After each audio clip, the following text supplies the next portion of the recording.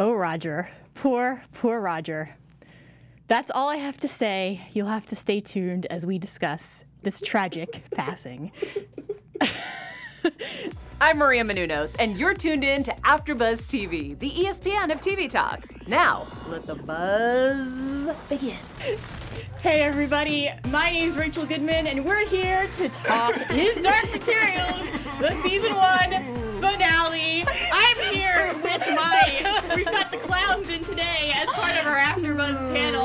We've got Vito. I'm really sad today. And Halle. I feel fine. Yeah. Oh my God, can I just say, this whole entire season with Roger, I was hoping we would get the fanfic version. But we didn't. Yes, no, we did not. We'll talk about that in a second. Stay tuned until the very end, though, because we're going to have our segments. We're going to do page to screen. I have a lot to talk about here, including some excerpts from the book. And we've got our news. And, well, I guess we really can't. Well, I can't really do predictions, but we'll get to the predictions. You can't do nothing, no, Rachel. I know too much. Gonna talk about a knife. Yes, and I just. Yeah, no, Yeah, no. So, Roger, let's talk about him up front, because I was trying not to spoil it for you guys the last time we talked, but I don't know if you could tell all the questions I was asking about Azrael in particular. I mean, we talked about it a little bit, and I did kind of have a prediction in which something with Roger was going to happen, and either he was going to, like, get shipped off to a new world. I can't remember. Did I say he would die? Yes. Yeah. And I sat here and smiled and tried not to and say anything. anything. And I didn't look at Rachel when she said it. I did did not look at Rachel when she said it. But yeah, I had a feeling. This sounds so evil. I mean, it's just Lyra needed something to push her forward. I couldn't imagine anything else that would have been that major. And that's exactly what I predicted in our last episode. And of course, I was correct. Now I don't want to do predictions anymore because I keep being right. Here's the thing. What I kept wanting to say last episode that really applies for this one is it's crazy how somebody who has two terrible parents can end up actually being a good person. This is just a testament to that, number one. Number two, when Coulter is the better parent. When Coulter is the better parent. Neither of them are good parents. No. The best parents are Lee and Yorick, and they are the only parents that Lyra there needs. You go. That's all I'm saying. There you go That's with the gay daddies. That's what I'm saying. I'm not mad at it. I'm not mad at it. The bear and the boy. I just find it to be very hilarious. Well, and it killed me when Pam was like, "We don't have anybody. We're alone." No, you have Lee. Bring you the bear with Yorick. you. Bring Lin-Manuel. I'm sure people would see Lin-Manuel Miranda on the street and be like, "Oh, yeah, that's normal." That's all I'm saying. I mean, he's more of her father than Azrael ever was. But here's the thing, at least Coulter at the very end was like, "Our daughter's in this world. I can't leave this world." Yeah, but she's doing it for all the wrong reasons. Like, True. You're just scared. She would have the same ambition as Azrael if it wasn't for the fact that she was afraid of knowing what he wants to know. Yeah, that's true too. Well, what do you think, Halle? There's nothing stronger than the bond between a mother and their child. It literally takes a lot to rip that apart, and I don't care how much they quote-unquote hate their child. It's like the invisible I made up a word, y'all, just to let you know. It's a good word. We're gonna go with it. Thank you. The invisible umbilical cord, say that 10 times fast. It is always there. Can I ask a question? You can ask me anything you want. Unfortunately, Rachel, it only applies to her because you probably know. Thank you. Okay. Do you think that Coulter is going to get a redemption arc? I'm not gonna answer. Because that's exactly why I didn't want to ask you. My guess, just based off of her character, is yes. But I don't think we're going to get a full redemption. I think she's going to eventually, in like season 3, when it's going to come out, is going to sacrifice herself. No. My question is, how you gonna ask me a question and then answer it before I even have a chance? Oh, good. Ooh. I was just asking. Halle, how would you answer that question? Tell me how you really feel. You know what? I was just saying that to avoid my feelings. I'm sorry for the projection. You're stalling for time, as a certain bear once said a couple episodes ago. I'm not that sorry. It's okay. Team Slytherin. Okay. I don't think she's going to get redemption. I think that she's going to help save Lyra and end up sacrificing herself. Okay. Rachel, the way you're looking at me right now makes me feel like I'm right again. So I'm just gonna say, oh man, what I'm gonna say might ruin it, so I'm not gonna say. Don't How about that? please. How about that? Please. I hate looking at your facial expressions and not knowing what to do with it. I am dying on the inside. Are you because there's so really? many things that I want to actually say.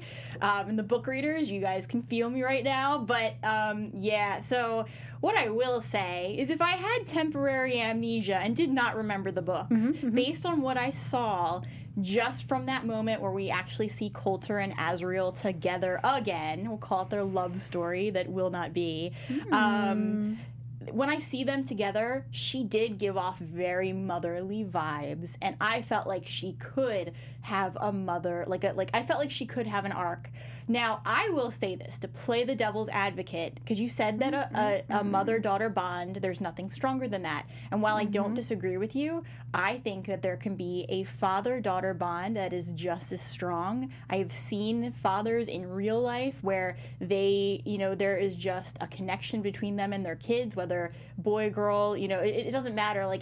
I've seen the connection with fathers and their children. So my thought is that I'm disappointed in Azrael because it doesn't matter that he's a male. It's not, to me, it's not an excuse. He should have been saying the same thing as Coulter, that he could, even if he, for whatever reason, had to leave because that's his character arc and what he has to do. Just everything that he did with Lyra, the way that we've seen him, it's even worse in the book where he doesn't want to be sentimental. I remember the first time, I read this, I was like, this guy is worse than Coulter could ever be. Did it make you want to pick up the book and throw it to the ground? It made me never want to trust him ever again. Ding. Yeah. Can you say it with me, Vito? Ding. So, from that... No, you don't get that from me now. What? Love me. From that perspective, I would say Coulter has more of a chance of having redemption than Azrael, in my mind. It does make me wonder whether Azrael is going to experience the kind of Pandora box effect when it comes to is he going to open too much that he doesn't want to know and then ultimately come back to the world and be like, okay, I'm gonna be with my daughter. I don't think so. I think he's gonna get fried. I think his eyes are gonna get fried when he opens that box. It's just gonna if anything, he's gonna die. A guy like him, it just gets worse. Yeah, maybe. Yeah. If anything, we can just kill everyone, destroy the whole world, and start over. Yeah. Happy thoughts. Apparently, there's a bunch of other worlds to go around. Right. So. There's plenty to choose from. It's crazy. I literally have a deja vu feeling right now because Man in the High Castle deals with multiple dimensions, and I'm on the Man in the High Castle AfterBuzz show. Does and it? We legitimately predicted that as one of the things. Wild. So hi. Yeah. I am just as smart as I look. Yeah, but getting back to the right world here, his dark materials. Yeah. So, we see everything kind of leading up to this moment with Roger. Right. We get this huge battle. We see Coulter has arrived. This battle between we get the Magisterium and then we get, as I'm calling them, Da Bears. Da Bears. The Bears. Da Bears. What did you guys think of all of that? I think. Oh, go ahead if you have something to say. I was just like, yeah, get him right there. I was so happy. I love a good fight when our protagonists are on top. The whole time I was like, yes, get. But then when Roger, I was back to Roger again. I was so sad. I was sad. I know. I was thinking, they're gonna be the best loves of all time. But then I knew there had to be a sacrifice. Nothing is free. It's so sad because they had their tent scene. Yeah. And I was like, at that point, I knew that it was gonna happen the way it happened in the books. I was like, yeah. By the tent scene, do you mean them under the covers with the sandwiches? Or? Yeah. They're playing with It was a so fork. innocent. Yeah. It was so good. And the hugs and Azrael. I'm like legit gonna cry right now. Hold on. But like real quick, back to the battle. I'm very interested to see what other fans eventually, when they see it, think about it, because I feel like there's been one thing with the battles that has been consistent. It hasn't been as big as people have wanted it. Yeah. Honestly, being that it's HBO, part of me was like expecting like much bigger, like us to spend more time in it. I'm wondering if in season 2, which I'm guessing is going to go into the knife. I'm wondering if there's going to be battles and if they're going to be able to be bigger, because now that they have a fan base, maybe HBO will trust them a little better to be like, okay, now we can spend this much money on the battle. This is how much money we can spend on CGI, because that feels like the only thing that was holding them back. Not that they did a bad job. It's just like, for instance, for the final battle with the Zeppelins versus the Bears, it felt kind of anticlimactic, except for watching Lyra go through her motions. Now, I will say this. I'm not sure about the battle, because I feel like in my mind when I read it, I may have, like it feels different when you're reading something versus seeing them actually adapt it for the screen. But just so you guys know, this little, you can't really see this on the screen too well, but I'll just kind of briefly say that from page 320 so we get from when we were looking at that scene where she falls from the hot air balloon, to me it was such a long time between that and the finale, but in this it's only a matter of 60 pages. Yeah, but that still looks like 60 pages. That's like a fifth of the book, though. Yeah. I was about to say, no big deal. But yeah, that is only 2 chapters. And it could just be the way that they really had me emotionally invested watching the show. Not that I wasn't invested for the book, but I felt like the show, I felt like I've spent more time in these last 2 episodes, whereas the book seemed to go by much more quickly, even with the battle. That's really interesting, because I thought personally that it might have been an issue with, sometimes it feels like they have issues with pacing. Yeah. In which case, some of the scenes felt like they didn't hang long enough. Like, for instance, in the battle, I felt like that could have had a little bit of a longer stretch. The place where I thought the pacing was perfect, though, was at the very end, when it was Azrael with Coulter. Yeah. That whole scene, from the moment that he severs the tie between George, no. That's a throwback to the last episode you guys are going to have to watch. But when he severs the demon, from that point on, I was hooked, and that pacing felt perfect to me. Do you know what I love? And we were talking about this as we were watching too, and we'll talk more about the books when we get to the segment, but I just want to say right now, some things you just can't, at least me, there's certain ways that I imagine this happening from reading it versus actually seeing it. That moment at the end in the show where we see the portal opened and we see the way and we see Coulter and Azrael, and just the way that they're standing under it and the lighting and just the way that they handled the cinematography in that moment. I could not have imagined it that way. Great job to the cinematographers. You did a kick-ass job the whole time. Exactly. And just to kind of piggyback off of what you were saying about how you were wishing that we would actually have the huge battle and that HBO would have invested in it. Think about a lot of major shows that were around for a while, like Haven, Lost Girls, Magicians, Once Upon a Time. They all started out really, really cheap, and we didn't get much out of it. But now they've become the biggest fan shows that have ever existed. So I have hope for this one too. And this ain't cheap. I can tell that. Right. That's the thing. So I can only imagine what the quality raising will do for this already beautiful show. I'm excited for the season 2 portals. I'm just saying. I'm so excited. God, yeah. Me too. I seriously have never had a show before where I've been so excited about the second season. HBO, you finally got me. It took a long time. I didn't get into Game of Thrones. I didn't get into anything else. You finally got me. See, I was a Game of Thrones person too. You guys heard it first. So here's the thing too, and I won't say okay. It only gets even more interesting when we get to season 2, because of, well, not that we haven't seen season 2, but from the books, there is a whole lot more that they're going to do with this. Okay. I won't say anything, but that's especially why I'm so excited, because there's things that there are places they can go with this. From what I've seen in the books that will be fascinating to see how they actually adapt it for the screen. I have to say I am very interested personally in reading The Golden Compass and possibly reading The Subtle Knife, just because it's not that I'm impatient, it's also just that like I want to feel what it's like to read this and then see it. Yeah. But like another part of me is just like I've already seen season 1. I have expectations for what season 2 might be, and I kind of want to leave that. I'm very on the fence about wanting to read it. If this was a graphic novel, though, if there was a graphic novel version of The Golden Compass, I would probably read it instantly. I believe there is. So this is great news. I believe there is. When I was on his Amazon page, first of all, he's got a ton. There are sequels to these books beyond the trilogy. But he pulled out the laptop. It's real. I believe there is a graphic novel on The Golden Compass. If Thank not God. all, there might be graphic novels for the 3 originals.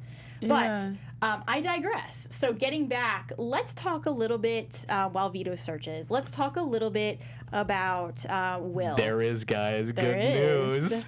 Yes. Oh my gosh, I'll you leave really that. did look at it. So, next season, you'll have been... I'll be caught up. Yes. This guy. Cool. So, good to know.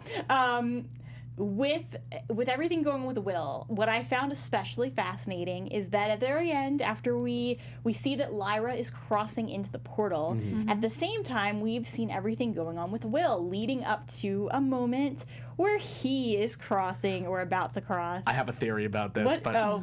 I mean, we can talk about it in the show first. But Let's then I have talk about it because you guys Your will- wig is gonna fall off in a second, Vito. Let's let him do it. Yeah. I think, from what I know about like other things that do cross-dimensional travel, I think they're gonna find each other in that portal. There's think no so? way. Like we saw if you watch as Lyra enters the portal, you'll see there's a bunch of threads that are alongside her. It looks like the way that they do it is they took a bunch of like LED wires and kind of just put it that way. But that means that there are cracks in those walls, which means you could probably transport anywhere that you would want to in that. So my guess is she's going through one of the major ones and he's going through one of the minor ones. Yo. And they're gonna meet in the middle, and that's what they're gonna meet. And they're gonna be like, "Why are you here?" I'm so excited for them to meet. I will say yes, please, nothing. Vito. Ah! I need one Great of these idea. portals. I also need one of these portals. Maybe we'll meet in the center of it. Aww. Yeah. But yeah, it's just, I'm so You can come excited. too, Rachel. Okay, Yeah, obviously. thank you. Yeah, please. I was please. over here Meet in the middle with with my us. book reading stuff. Hey, you already know the story.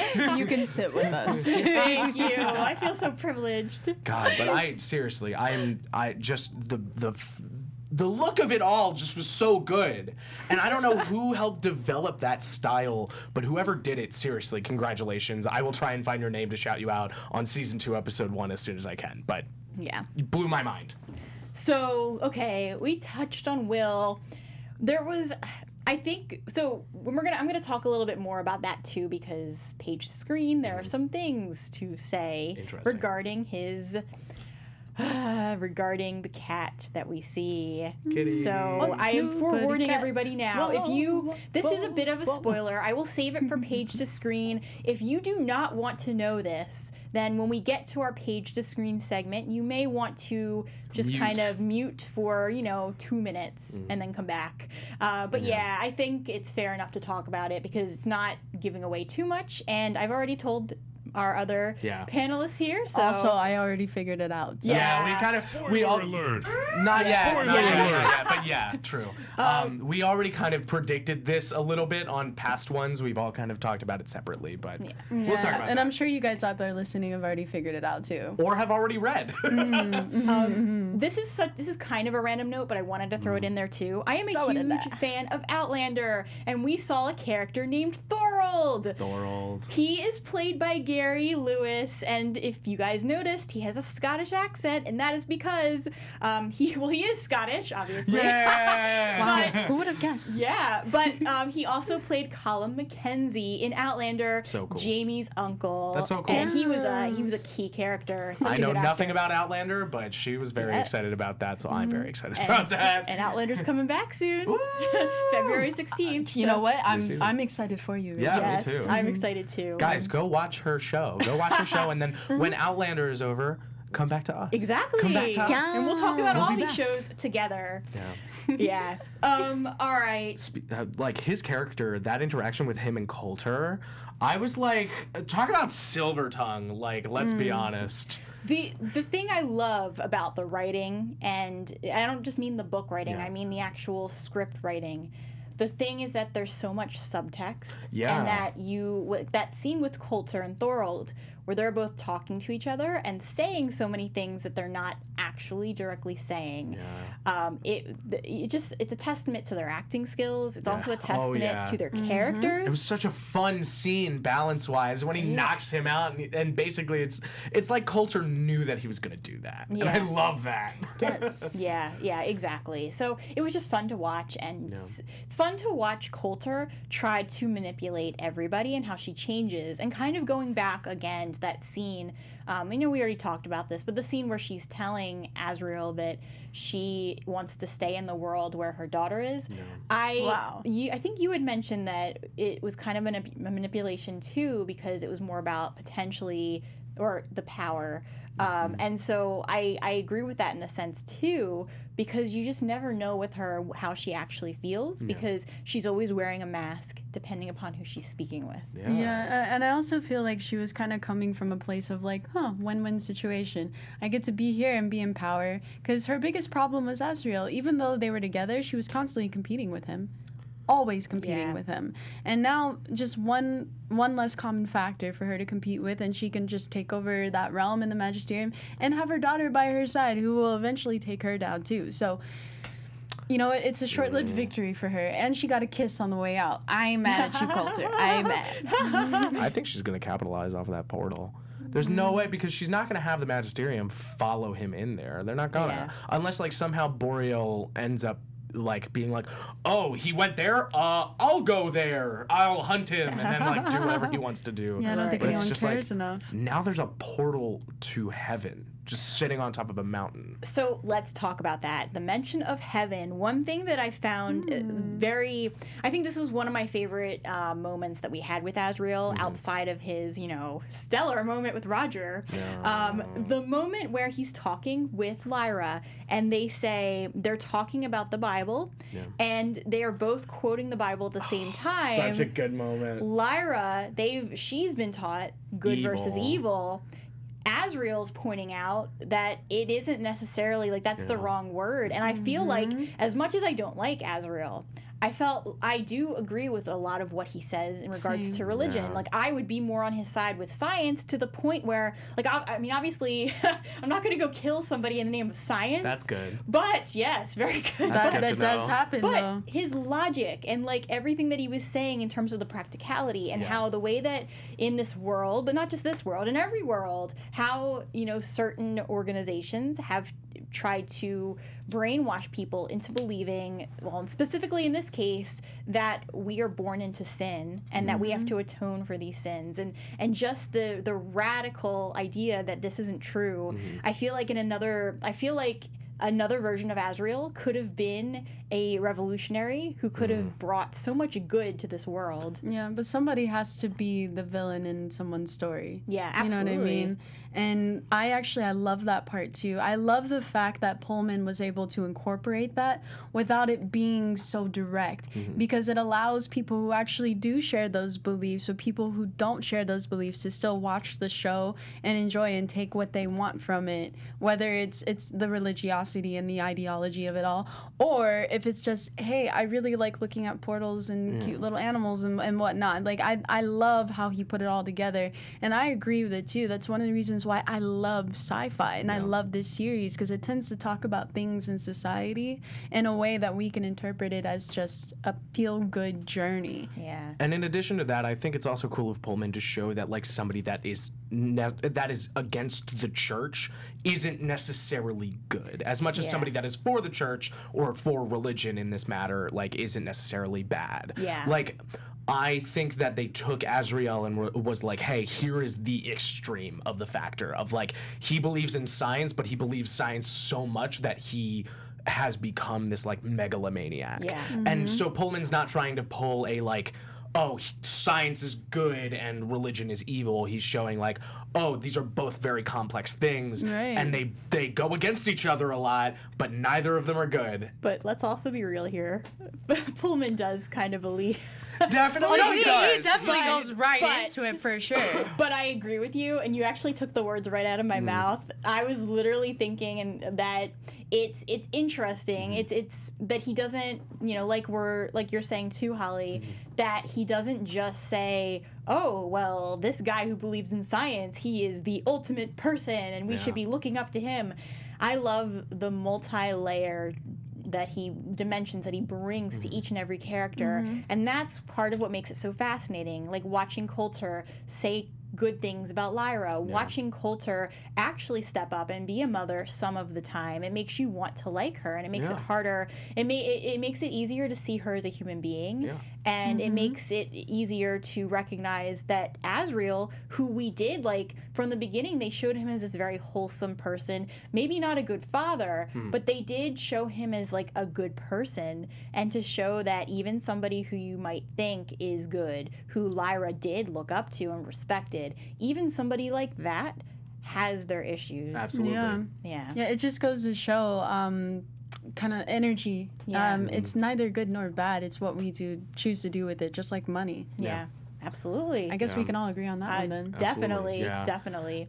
So, with the time that we have left, I just want to ask you guys, do you have any final thoughts you want to say, not just about the episode, but maybe anything you want to say about the season overall? Go. Okay. If you have something, go ahead. I was just going to say that I've pretty much said all I can at this point. Now I'm just waiting. Yeah. I guess I'm very interested to see where this is going to go now, because now we're not going to just be in two worlds. I have a feeling that it's going to split off into like getting into more complex roots and more complex worlds. I'm really hoping that HBO and the BBC like keep this up, because I think they've had a pretty good viewing, and in my opinion, like this is so far one of my favorite shows on television right now, besides maybe The Mandalorian, which I've been having a great time with. But seriously, like I'm so glad that I have not really gotten into this series until this point in my life. Not because of any other reason besides like I just think I'm very receptive to it now, and this is kind of the content that I'm interested in like making, and kind of this like fantasy but also talking about like a lot of real world issues. And I just I am so glad to be introduced to Philip Pullman in the way that I have, in such a positive way. Same. Because obviously this series could have gone a lot worse than like fans had expected or anything. I know the Golden Compass is like often held up in weird regards, but this is so far so good. It's really close. Yeah. Really, really close. I won't lie. After watching the Golden Compass, the film back when it came out, I think in 2004, I was really turned off. It just wasn't. It didn't feel that well done. It had potential. So when his Dark Materials was introduced to me, I was a little bit skeptical. I was thinking, oh, it's gonna be okay. I'm sure you and so many others. Yeah. So every episode, when I was like, what's happening here? This is amazing. I was thoroughly impressed. That's so awesome. good job, HBO, BBC, Pullman. Yeah, great wonderful. job. Seriously. Let's go ahead and get to our segments. We're gonna start with our news with Halle. Awesome. AfterBuzz TV News. So, as you all know, this was our final episode of his Dark Materials until HBO and BBC returns with season 2. And hopefully, after watching the series, you feel inspired to go check out the books. And if you haven't read the books already, if you have read the books already, GoodHousekeeping.com was sweet enough to put together a really juicy short list of reads to help fill that void while we patiently wait for season 2 to come back to the screen. So some books that GoodHousekeeping.com has recommended would be The Book of Dust by Philip Pullman. Oh, is that? Okay, yes. Already previously mentioned in this after show. Yes, The Book of Dust by Philip Pullman. And then the next book would be The Shadow of Wind by Carlos Ruiz Zafón.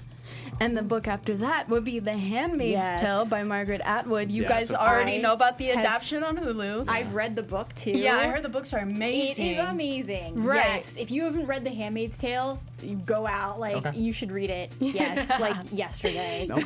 Yes, and then also the Amulet of let me try this. The Amulet of Samarkand by Jonathan Stroud. I actually heard really good stuff about that one too. It's very similar. And then last but certainly not least will be The Circle of Magic. So you guys go ahead and check out those books if you're interested. And hey, if you don't feel like reading a book, I've got something really exciting. Speaking of filling the void. Okay. Yo, I am so excited about this one, y'all. This definitely will keep us excited while we wait for season 2 to come back. HBO brings His Dark Materials creatures to Snapchat using AR technology. That's pretty neat. Yes, the There's mobilemarketer.com has shown us that, and we want to play a little clip for you so you can check it out. Yes. Also, Oh man. Lin-Manuel, I don't know if you guys follow him on Twitter. I do. He is the nicest Yeah. person. He just, seeing his interviews, seeing the way that he tweets, yes, I mean, that looks amazing. That but is I really had to give cool. him a Yes, shout out. we'll play it for you one more time so Yeah, you can see sorry. the whole thing.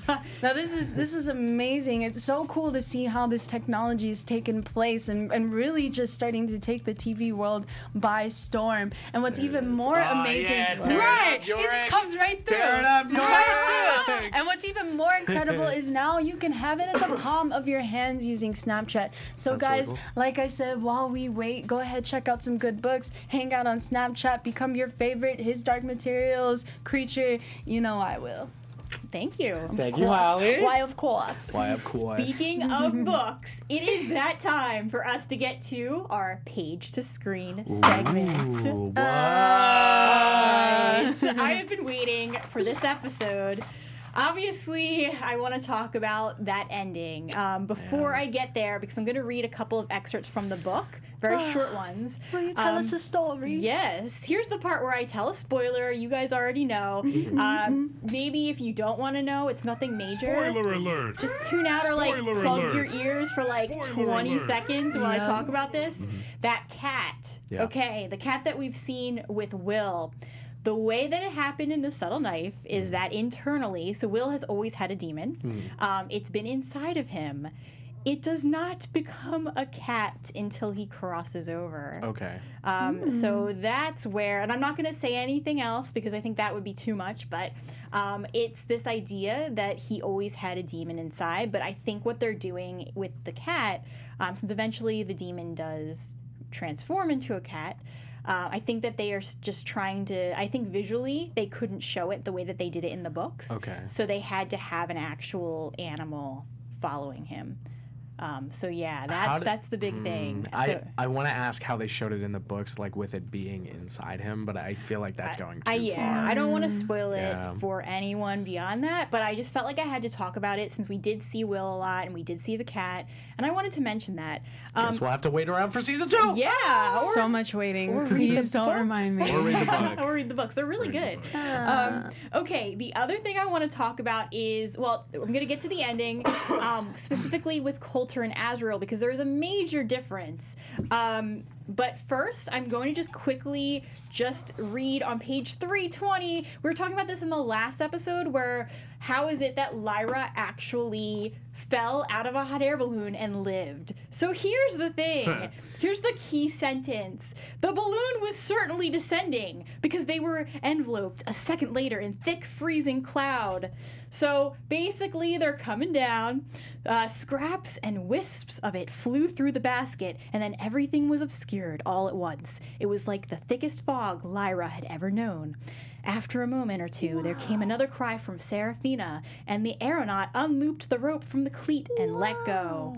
So then we get this whole scene where eventually Lyra falls, and basically it ends with her falling in a snowbank. But she still does fall, and I mean, they're up in the clouds, so that's still a pretty long fall Well, there. she's up in the mountains, so like Yeah, it might not yeah. be that high. But that falling in a snowbank makes a lot more sense than falling on a mountain. In which case, she Yeah. probably would have gotten a lot hurt than holding her Yeah. side for a little bit. But again, I'm not going to hold it against them. And they really should have shown that more. That would have been Even if it was nice. just for a second. Like, Just like show the tumble. Yeah. Show her going into, like, rolling somehow. Yeah, but I guess you have to be. I mean, we talked about last episode how they had restrictions because of her age. Maybe there were restrictions on stunts because of that as well. So who's to say that they could have done that even if they wanted to, unless it was a stunt double? I mean, this would have been terrible writing. They at least could have said, "Geez, I'm glad there was a stunt." Right. Something to let us know. The It was too terrible confusing. But at least we would have known. That's funny. Right. Yeah, you're right. The other thing I want to talk about, and my mind was blown when they changed this at the end, where they had it when we see Lyra right after Azrael, ends up killing Roger, and we see Lyra taking a tumble, and she presumably is knocked unconscious. That's the way they make it look in the show. Right. And she seems too far away to have ever been able to hear this conversation between her parents. In the book, they make it very obvious that she actually hears their entire conversation, which I think Really? completely changes your point of view. Yeah. So this is hilarious, but wait for this. It's like a bit of, like, I feel like I'm kind of reading a romance novel right now. And when Lyra looked up from them, Mrs. Coulter herself stood there, clasped in Lord Azrael's arms. Light played around them like sparks and beams of intense and baric power. Lyra, helpless, could only imagine what had happened. Somehow Mrs. Coulter must have crossed that chasm and followed her up here. Her own parents, together, and embracing so passionately, an undreamed of thing. Her eyes were wide. Roger's body lay in her arms, still quiet, at rest. She heard her parents talking. Her mother said, "They'll never allow it." Her father said, "Allow it? We've gone beyond being allowed, as if we were children. I've made it possible for anyone to cross if they wish." So not only does she has more time with Roger. Yes. Before you talk, can we just give you a shout out right now? You just read us a book. I low-key was right back in my childhood, about to go to sleep in my onesie. That was dope. Thank you. I'm honored.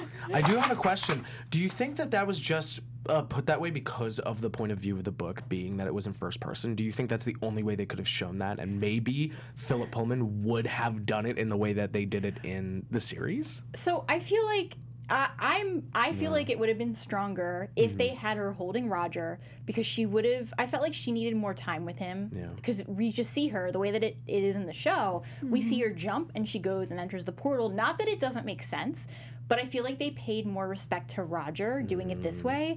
And I think that they could have shown it a different way, where she was awake and was actually holding Roger and kind of like overhearing her parents. I would have preferred that, because that is such a pivotal moment that she's missing. Yeah.